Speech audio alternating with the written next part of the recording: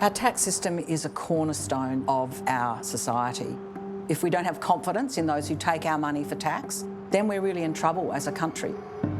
The Tax Office is one of the biggest government agencies in Australia. It's also one of the most secretive. There's a lot that happens behind the closed door of the ATO that isn't open to scrutiny for us as average citizens and taxpayers. For this episode of Four Corners, I've teamed up with my former colleague from the Australian Financial Review, Neil Chenoweth. He's been tracking the ATO for more than 20 years and the critical flaws in its systems. If you wanted to design a system that was going to be open to fraud, this is the one that you would choose. It's big money, fast. Together, we expose how more than $50 billion of taxes have gone missing. That's a big number, though. It's a big number. It's confusing. And something that I personally would like to know the answer to. And how the agency set up to protect our money is failing, leaving it open to exploitation. How an organisation as powerful, as well-funded and well-resourced as the ATO can drop the ball so badly blows my mind. From small-time fraudsters... Almost was like winning the lottery, but then you kind of know that it's not your money. ...to industrial-scale scammers. It's almost whack-a-mole. You think you've got one and he's off perpetrating it again. We ask why the Tax Office doesn't act, even after repeated warnings. That is a huge statement that their fraud detection processes were really no better than random selection. They have certainly been on notice. We also reveal how the Tax Office deals with the rich and powerful compared to everyday Australians. So in a 10-day period, the ATO went from demanding almost $1 million to saying, you know what, don't worry about that. It does raise some questions about the ATO. As well as the former tax commissioner's historical links to a tax haven. Surely the checks before such an appointment would say, have you ever been involved in using secrecy jurisdictions? With scandals piling up, we uncover how the ATO's failures are costing you.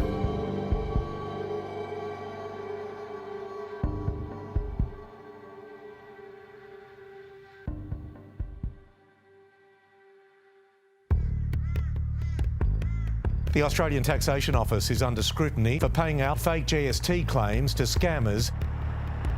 Our story begins in Mildura, a river town in northwest Victoria. Somewhere in the vicinity of $1.7 billion has been lost to revenue as a result of this fraud. It's an unlikely setting for the biggest GST scam in Australian history. It's been a fair old drive, right? Yeah, pretty isolated. I still can't really get my head around it being one of the hotspots for this huge fraud. Mildura is not the first place that comes to mind. The Tax Office said this was a shocking fraud perpetrated by individuals, then turbocharged on social media. The ATO is blaming influencers on TikTok for promoting the scam. The tax fraud went viral in mid-2021. Once discovered, the ATO claimed to have cracked down hard and quickly brought the scam under control. Operation Protego was launched. That led to a series of raids, and that threat has now been contained. Some 57,000 people took part in the fraud, and it found willing participants in this irrigation town on the Murray.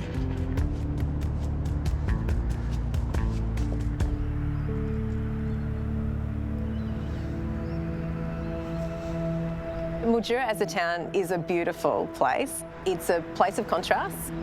We farmed a desert and turned it into a multi-billion-dollar economic powerhouse. Ali Cupper is the town's deputy mayor, a lawyer, social worker and former member of Victoria's Parliament. You know, Victoria is a fairly small state, so, you know, at the same time we are very isolated, and isolation invariably brings with it a whole set of disadvantages and challenges. I think that poverty and disadvantage are always going to create fertile ground for participation in these sorts of things. You know, if there are people in Mildura who have done the wrong thing, those people deserve to be held accountable. I guess my unanswered question would be, how did it happen?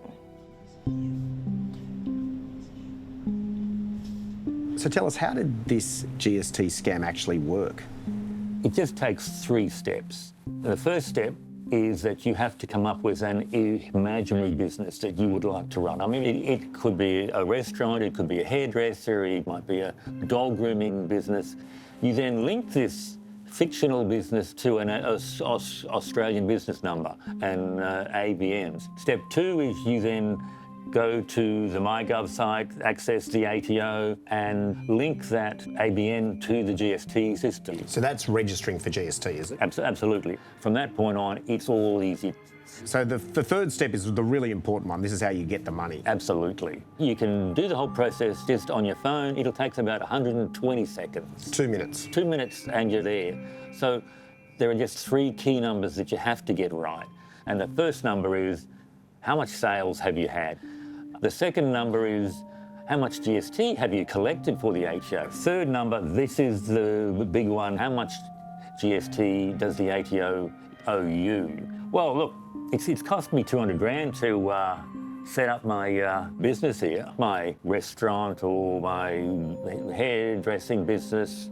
So I paid about 19,000 GST there. Can I have that all back, please? And it was an entirely automated process. There's no need for an invoice, no need for receipts at this point. So just so I'm clear here, you set up a fake business, you then register an ABN, and then you claim a huge amount of fictitious costs for this business. And then within a couple of days, a couple of working days, the ATO gives you back a huge sum of money as a GST refund into your bank account, just like that. No verification needed, no documents at all. Look, if you wanted to design a system that was going to be open to fraud, this is the one that you would choose. It's big money, fast. The people that I was associating with at that time, they had done it and told me how easy it was to get a large amount of money quickly. And I just thought at the time it was a good idea because I was in a bit of financial trouble. This single mother has asked not to be identified. We'll call her Sarah. She didn't hear about the scam on TikTok, but through a friend who offered to do it for her. And how much did you say you paid the person each time? About $1,500 each time, yeah. So I think it was within 2 weeks that I had the money in my account. Claiming to be a hairdresser, Sarah received almost $35,000 in GST refunds from the tax office over 2 payments. Have you worked as a hairdresser previously? No. Sorry, let me put it this way. Was there any checking done to see if you had established a hairdressing salon? No, none whatsoever. I don't even really still understand how it went through. I was a single parent, and then all of a sudden I'm a hairdresser that's getting this return put into my account with no other payments from clients or anything like that to balance it was needed, like no proof. To get a GST refund of $35,000, Sarah would have needed to incur around $350,000 in costs at her fictitious hairdressing business. For someone living week to week on welfare, this should have been a red flag for the tax office. They asked for the amount that I had spent, I think, on purchasing like supplies, but no receipt. They just needed a number, but nothing legit or hard copy or anything like that, no. Did it surprise you how easy it was? I just couldn't believe it, that it was just sitting there on my everyday access debit bank card. The same bank account that your welfare payments and family tax benefit was going into? Yeah. Sarah was arrested in December 2022, pleaded guilty and received a 2-year good behaviour bond. With interest and penalties, her bill is now up to $45,000 and growing. And what prospect do you think you have of repaying that? I can't pay it back. That's not even an option at the moment, or it probably never will be. Should we go over here? Peter De Lorenzo is a criminal lawyer. He represented a handful of those prosecuted for the GST scam in Mildura. And just tell us again, what type of person typically was involved in this scam in your experience? Some of them already had prior criminal history. A lot of them were on Centrelink and were not working at the time. Some of them, I understand, would not have known what GST was. Do you think the clients that you had, the majority of them will ever pay that money back? If they're on Centrelink and they got large tax debts and they're not working, the chances of them paying back large amounts are very low. How did your clients hear about it? Some of them also did say they heard about it just from a client to a client. So what really happened here in Mildura? The ATO says it identified this scam with sophisticated risk models, artificial intelligence, and using tip-offs from the major banks. These documents tell a very different story, the story of a Mildura man convicted in Victoria's County Court, and how police here only happened upon the scam when they picked him up on an unrelated gun charge.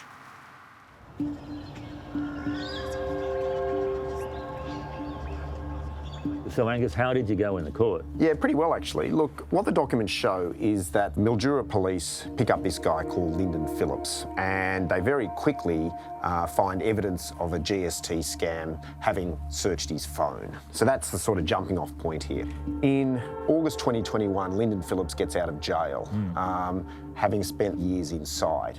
Once out, he very quickly gets himself organised to be able to claim GST refunds from the ATO, and he does this through a fictitious earth-moving business this time. Okay, so what's his first claim? My reading of it is that he does basically a trial run. So he claims $13,158 in GST refunds from the ATO, and the crazy thing is, within 3 days, the ATO pays him, right? Whoa, that's not bad. Yeah, it's pretty quick, isn't it? So no checks, no verification required for a guy that's just got straight out of jail. Whoa. What's his next step? A couple of weeks after that, he goes for the absolute mother load. He goes for the big one. So what he does is he lodges 46 BAS statements, and he backdates these to about January 2018. Most of that time, he's actually in jail. And what he claims is he claims $821,000 in GST refunds from the ATO. Wow, so hold on. Just looking at that kind of number, for 800 grand, to get that much, you'd have to claim costs. What, something like close to 10 million bucks of costs that he claims to have spent while he's behind bars. Yeah, exactly. He buys himself a second-hand Porsche, and he buys a house for his mother. You'd have thought all of that backdating would be some kind of red flag. How long did it take for the ATO to think something's not quite right here? So the really damning thing here is that the ATO very quickly realise that something's not right here. And they start emailing him, they start writing him letters, and he just fobs them off. And he manages to do this for about 4 months. So how did he get caught? Yeah, they pick him up by chance. Actually, it's the local police detective, Vanessa Powell, who actually wins a medal for her work. She goes to his house on an unrelated drug matter, searches his phone, finds evidence of this GST scam, and that actually leads them to 60 other offenders in this Mildura area. But the really key thing is here is this delay of 4 months. That is a crucial period where this GST scam is just exploding across the country. Around the time Phillips was arrested in April 2022, the ATO launched Operation Protego. It would find that 57,000 people were in on this scam, but so far only 122 have been convicted, many of them from Mildura. So Mildura was not a centre for offending. It was not an epicentre of offending in terms of this ATO tax scam. It was actually an epicentre for prosecutions. And of the $2 billion stolen from taxpayers, only around 8%, or $160 million, has so far been recovered. The ATO not only dropped the ball in relation to creating this massive loophole that you could drive a truck through, but also dropped the ball in terms of then being able to follow up and prosecute the people who were scamming the system. These scams continue to evolve, the latest being stealing someone's identity to commit tax fraud.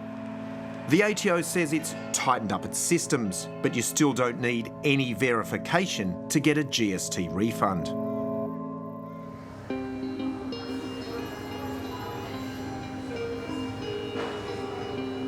Three years before the scam took off, the tax office had been put on notice about GST fraud. I was the Inspector General Taxation for 10 years, from 2008 to 2018. The job initially was to investigate systemic issues in tax administration, conduct reviews, and make recommendations for improvements. While overseeing the tax office, one of Ali Narouzi's final acts was to explicitly warn the ATO's fraud detection systems were not up to scratch. The ATO, they don't have endless amount of resources to audit every individual taxpayer. The way they direct their resources is by assessing risk. So what they do is try to identify the highest risk areas and apply their resources accordingly. The problem was the ATO was failing to identify these risks. Certain aspects of the automated risk assessment tools were only yielding strike rates that were only marginally better than a random selection would provide. That is a huge statement that their fraud detection processes were really no better than random selection. They have certainly been on notice that their risk assessment tools could do better. Not only did the ATO fail to heed this warning, just 2 months before the GST scam blew up in mid-2021, it downgraded the fraud risk from severe to low. It said the likelihood of this risk had gone from almost certain to rare. So you warned of this, they clearly didn't act on it. Given any kind of fraud, really, you need to take it seriously. You need to act on those early warning signs. And as I say, if there is any substance to them, then you need to move at speed and at scale to try to stem the flow. From what you've read, did the ATO do that?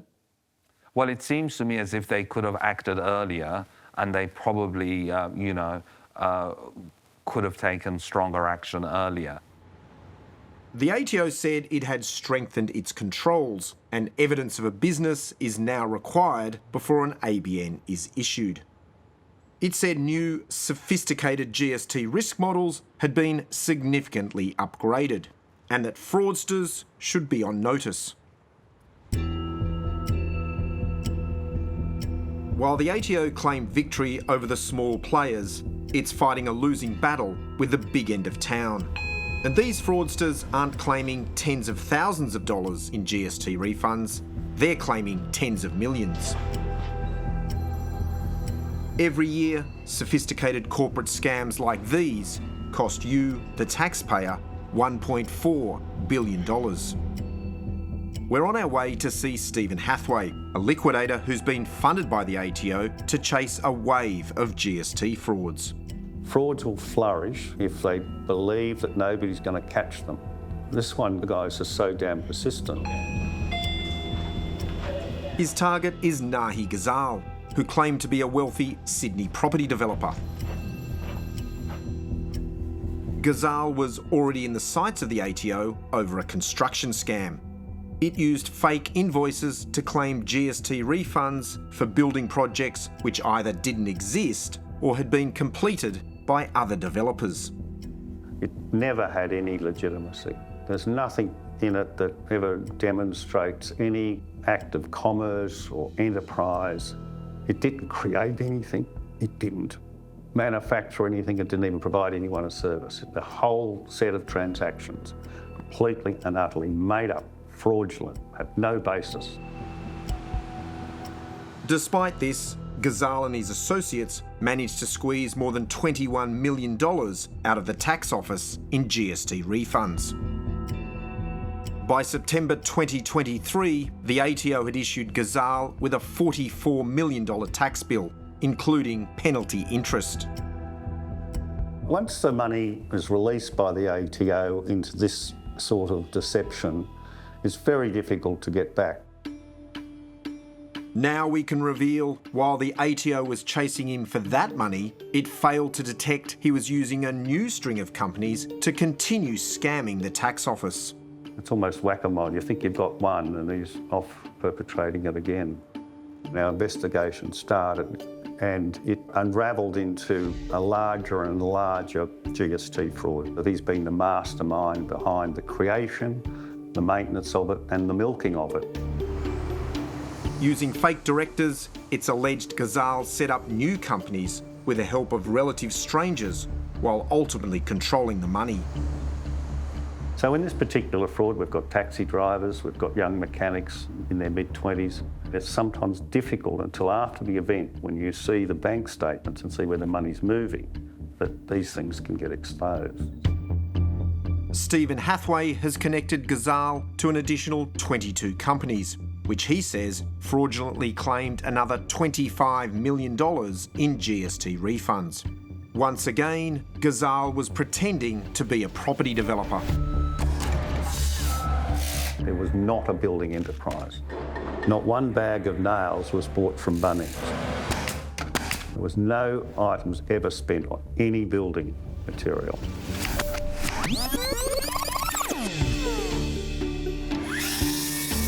And the tax office failed to carry out even the most basic checks. We claimed to be developing 2 buildings out in Liverpool and Blacktown. The whole thing was a complete and utter fabrication, a complete fraud from the beginning to the end. Nobody stops and thinks, well, what's the address of these buildings? Vaguely put a building in Liverpool, vaguely put a building in Bankstown. Does anyone ask for land title documents, development applications? I'm the liquidator after the event, and then we're looking into the file and we find nothing. There's no local council applications. And how much is the tax office likely to get back? Once again, almost nothing. A lot of it's spent. A lot of it just gets consumed. You burn it through travel, you burn it by buying Gucci or Chanel bags for the girlfriends. You never get that back. But is there anything to stop it happening again? No. The ATO was already having problems verifying GST claims when the Abbott government swept to power. It then swung the axe across the public service, with the tax office among the hardest hit. Because we are serious about reducing the regulatory burden on Australian businesses. We're also serious about a smaller bureaucracy.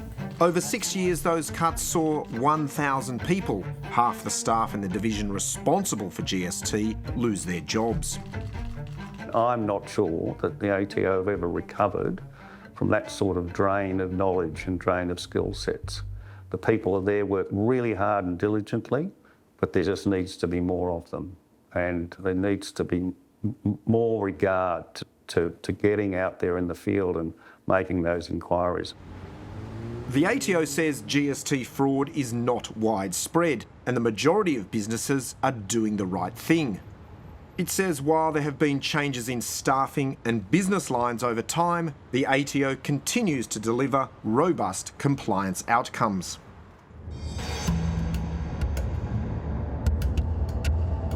These GST scams, big and small, are a major contributor to the ATO's missing billions. It's a number the tax office does not like to talk about. We're on our way to see Karen Payne, who took over as Inspector General of Taxation from Ali Narouzi. She's been warning about this for years. She's really across all of this stuff. She's been raising concerns about collectable debt, which is undisputed money owed to the ATO, but money it has failed to collect. Most people should have their tax debts already paid before the tax debt is due.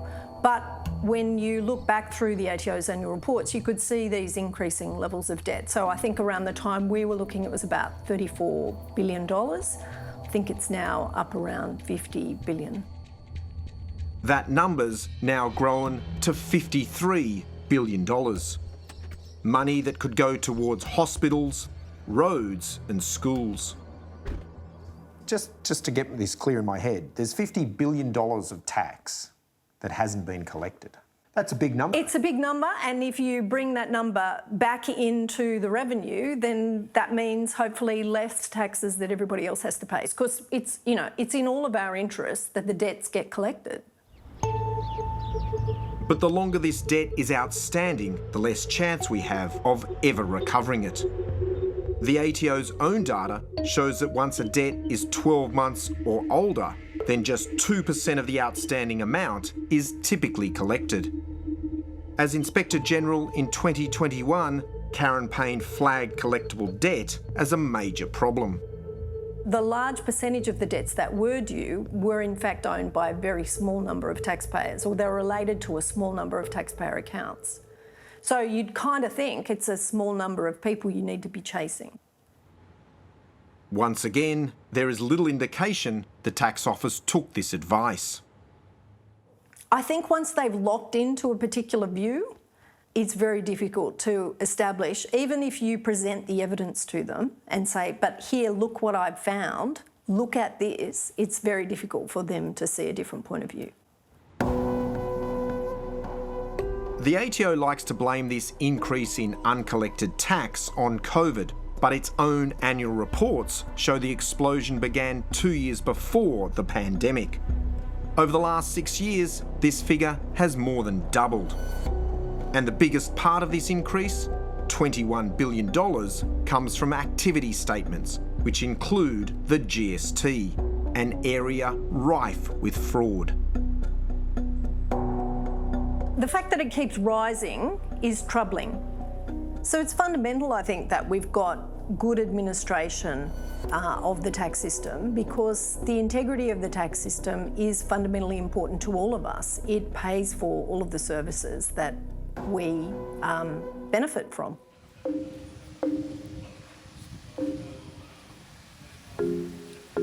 The tax office is given extraordinary discretion to discount or waive debts.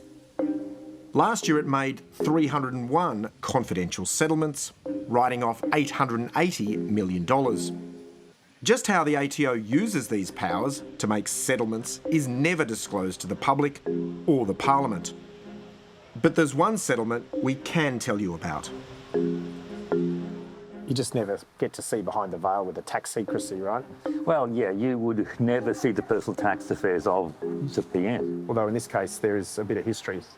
Mr Keating was forced to admit to Parliament last night that he failed to lodge last year's tax return until this week, 15 months too late. It was 1986 and Paul Keating was the Federal Treasurer, responsible for tax policy, when he failed to lodge his own tax return. I fill my own returns in, and that means I've got to run around and find the receipts and the bills and get the forms and do the rest, and one tends to put it off, which is silly. It was a very ordinary look, but he was such a compelling reformer and personality that he was able to just ride through those sorts of controversies. How and by whom are your piggery companies being kept afloat? Mr Speaker. Controversy around Keating's tax affairs would follow him as Prime Minister, and even after he left office. In 1998, he was forced to justify the sale of his shares in 2 piggeries, including lawful attempts to reduce the amount of tax paid. You're accused today of minimising tax on the piggery deal when you sold your share. Yeah, well, that is just completely wrong, Kerry. You know, the Commissioner's welcome to have a look at me any day of the week. My tax was lodged by KPMG. Journalists have been in touch with KPMG and they've told them that my tax affairs are completely A-OK. Well, Paul Keating was quite the entrepreneur. He's made tens of millions of dollars. He took a lot of risks. He's had a wide portfolio of interests from lobbying in China, Wall Street investment banks, piggeries, listed technology companies, mobile companies, property plays. Keating's success in business brought with it renewed attention from the ATO. For the first time, Four Corners takes you inside the private negotiations between the companies controlled by the former PM and the tax office. We can reveal one of his companies agreed to a settlement for tax liabilities of more than $3 million in 2010. What do we know about that, Neil? How was it resolved? Well, at the time of the settlement, there was a great deal of negotiation. And as part of that negotiation, tax officers took Paul Keating through each of the companies and trusts that he had, and he was able to assure them that they had all been settled, they were all tax paid. And was that the end of it? Well, no. Late 2012, the tax office was contacting him again. They wanted to talk to him about his sale of Lake Technology shares back in 2004. Lake Technology, a pioneer in headphone engineering, proved to be one of Keating's more successful investments.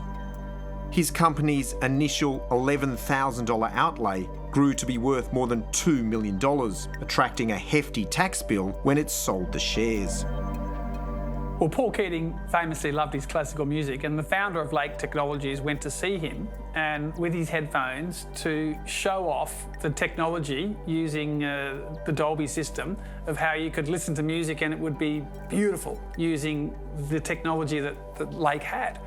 And Paul Keating was so impressed that he agreed to invest in the company before it floated.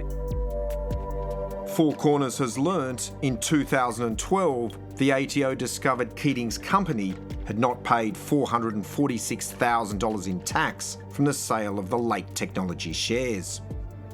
In response, it paid this tax, but it was 7 years late, and the ATO demanded penalties and interest.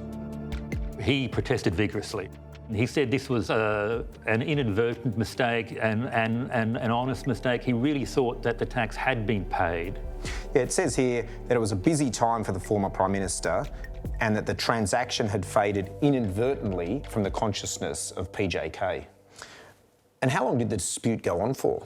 Well, the negotiations went back and forth for almost 3 years. And then in April 2015, the tax office tried to, I think, draw a line in the sand, and they said that they issued a statement of demand that his company pay $953,000, which is what it had grown to in the meantime. So almost $1 million in penalties and interest for failing to pay on time. Yes, and it's at this point that we know Keating becomes directly involved in the negotiations. Yeah, so the exchanges continue, and then suddenly the ATO's resistance melts. After 3 years of meetings and volumes of correspondence, Keating's told in a 4-line email that the debt has been wiped. The request for remission has been reconsidered. Consequently, the balance of the account has been reduced to nil, and the amount payable is no longer owed. And just like that, his tax bill has gone to zero. So in a 10-day period, the ATO went from demanding almost $1 million to saying, you know what, don't worry about it. Actually, you don't need to pay that money anymore. Yeah, of course, the thing to bear in mind is that there's nothing wrong with asking the tax office to have a second look at your tax bill. You can't fault Keating for trying to have his tax bill brought down. It does raise some questions about the ATO, though.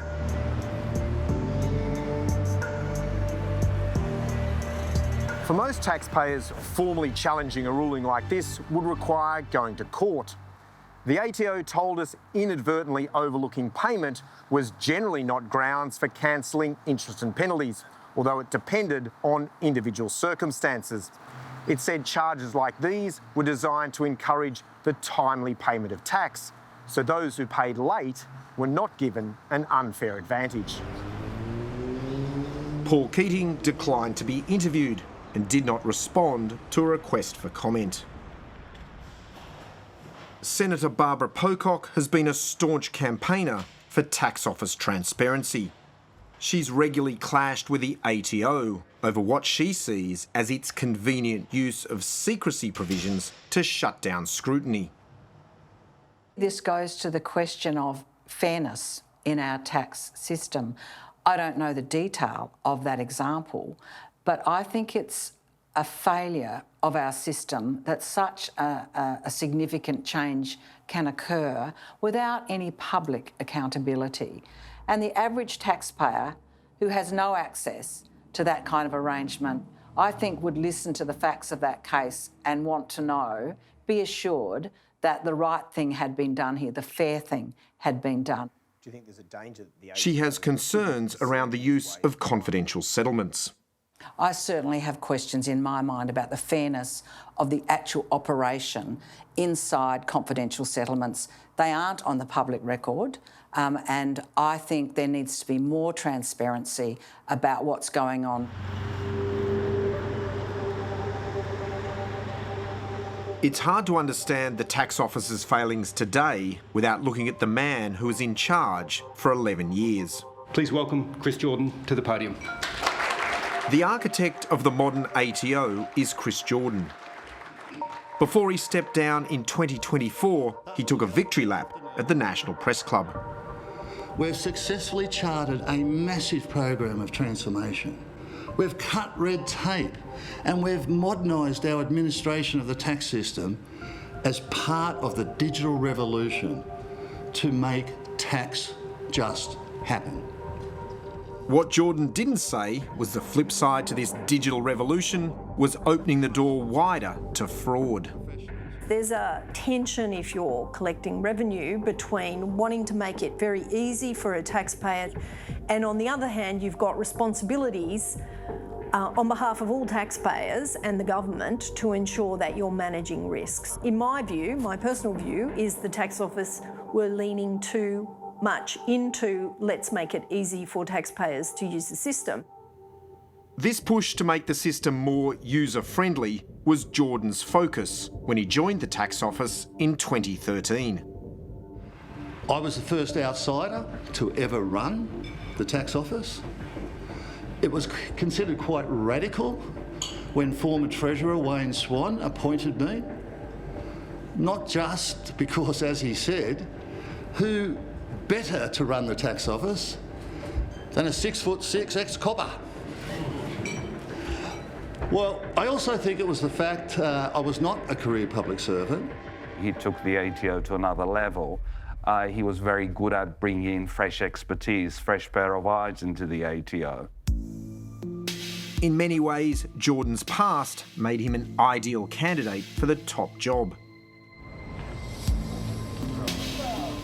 He was John Howard's tax advisor for the 1987 election and later helped on the implementation of the GST. He was an assiduous networker, quite the party animal, and very well known around town and very good at his job. So he was very popular on both sides of the political street. Jordan had a stellar career with top-tier accounting firm KPMG.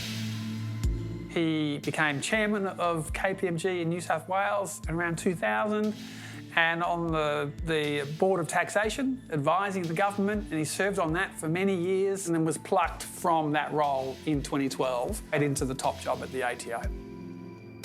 And so when Treasurer Wayne Swan tapped him to run the tax office, he described Jordan as his poacher turned gamekeeper. In mid-2021, an anonymous letter about Jordan's time at his old firm, KPMG, began circulating. It contained serious allegations about whether he was an appropriate person to be tax commissioner. The letter made its way to Neil Chenoweth, who set about investigating Jordan's links to an offshore company in a secrecy jurisdiction, a decade before he became tax commissioner. So how did you piece it together? Well, I discovered that Chris Jordan and three friends had got a former colleague to set up an Isle of Man company in October 1998. Why do you go to the Isle of Man? Well, most people because it's low tax and it's a secrecy jurisdiction. So where did the documents take you next? Well, I was able to find out that the Isle of Man company had a bank account and someone, we don't know who, transferred $3.3 million into it on March 3, 1999. And where did the money go then? Well, 2 months later, it gets transferred to a company that's just set up in New Zealand. And does it stay in New Zealand? Almost immediately, it gets transferred as an investment into 2 companies in Australia. And then that money... It's unclear what role Jordan had after the company was set up. And it's not unusual or illegal for the top end of town to use these structures. And so what was going on in Chris Jordan's life around this time that these transactions were happening? Well, that's what makes it so interesting, because at the time he was advising John Howard on how to introduce the GST. And, you know, I guess my view is if you're a future tax commissioner, you have to put your cards on the table. You have to be completely clear in terms of what you've done. You need to tell someone. All tax office staff are required to declare their financial interests, but historical arrangements are a grey area. You should be disclosing upfront, these are all the things that I have done or that I'm currently doing that may give rise to either a real or perceived conflict of interest. In a statement, Chris Jordan told Four Corners, all the potential conflict issues you raise are not real. He said while he can't recall precise details, he was not involved with the Isle of Man company mentioned. But he declined to answer if he was directly or indirectly a beneficiary of the company.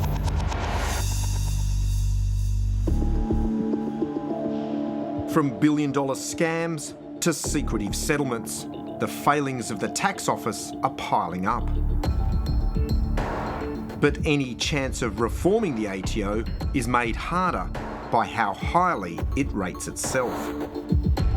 Its favoured performance metric is something called the tax gap. Tax gaps estimate the difference between what the ATO expects to collect and the amount that would have been collected if every taxpayer was fully compliant with the law. Now, the tax gaps act as our annual health check. Despite recent scandals in the 4 key areas of tax, the ATO rates itself above 90%, including its work collecting the GST. Going off the tax gap, if the ATO were at uni, it would be giving itself high distinctions. It wasn't intuitive, for me at least, as a chartered accountant, that was a reliable performance measure. Is it a bit of a made-up number? It's an estimate. So it is what an estimate is. And what goes behind the estimation, I couldn't explain to you. Is that part of the problem? That's part of the problem, because the tax office, I'm sure, understands it, but anyone who's not kind of intimately involved with establishing or reviewing tax gap probably has no idea, including myself. The Australian National Audit Office went further, questioning if the tax gap was an accurate performance measure. I've sat in many Senate inquiries and listened to the senior officers of the ATO mark their own homework and say how well they are doing, at the same time as significant scandals and breaches are underway in our tax system. This inability to fully evaluate the performance of the ATO has led some to call for the Commissioner to be accountable to an independent board. And I suggested that the tax office should also have a management or an advisory board, much like ASIC, that it should have an independent chair. That independent chair would be another source of information for the government. I'm very conscious that there are 20,000 people who work in the tax office. It's a really large institution, and there are many people in there who could be earning more outside it, and they are motivated by values of a good tax collection system, and they work hard every day to deliver it. I think what we need to make sure is that they are served well by the leadership and governance structures above and around them. Until then, we all bear the cost. Well, that is a lot of schools, it's a lot of hospitals, it's a lot of care for children, we need to make sure we collect that money assertively and fairly so that we can fund all the things we need.